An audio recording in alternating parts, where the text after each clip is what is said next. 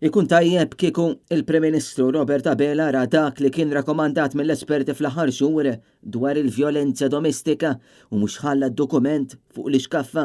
Ikun tajjeb kieku issa Robert Abela ma jibqax jagħmel statements biex iwaħħal fis-soċjetà u jgħaddi biex jieħu azzjoni xierqa. Dan huwa dak li qalet fi stqarrija l-Malta Women's Lobby fejn il-laqda kritikat il-fatt li l-Prim Ministru qed jitfa' l-ħtija għal qtil ta' Bernice Kassar fuq is-soċjetà Maltija. Il-lobby qal li l-Prim Ministru Robert Abela qed iwaħħal fil-poplu Malti wara li fl-aħħar sena kellna 3 femiċidi u li din ir-retorika ma tistax tibqa' tingħad meta għandek l-istituzzjonijiet li fallew. L-istqarrija komplet tgħid li t-tattika li qed juża l-Prim Ministru hija waħda manipulattiva fejn qed turi li Abela lanqas irid jerfa' responsabbiltà u qed jagħti assigurazzjonijiet folot.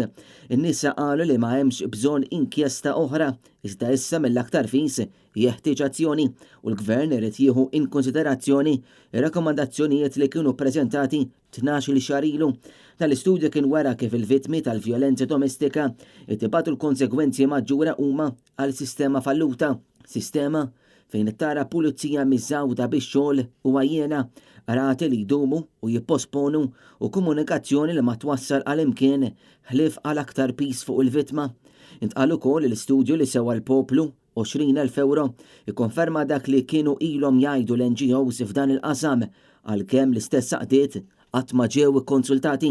Il-Women's Lobby enfasizza li qabel iseħħu aktar imwiet, il-Gvern u l-Prim Ministru jeħtieġ li jieħdu azzjoni konkreta li għandha twassal biex verament il-vittmi tal-vjolenza jissuperaw dak li jkunu għaddejjin minnu u ma jibqgħux il-vittmi.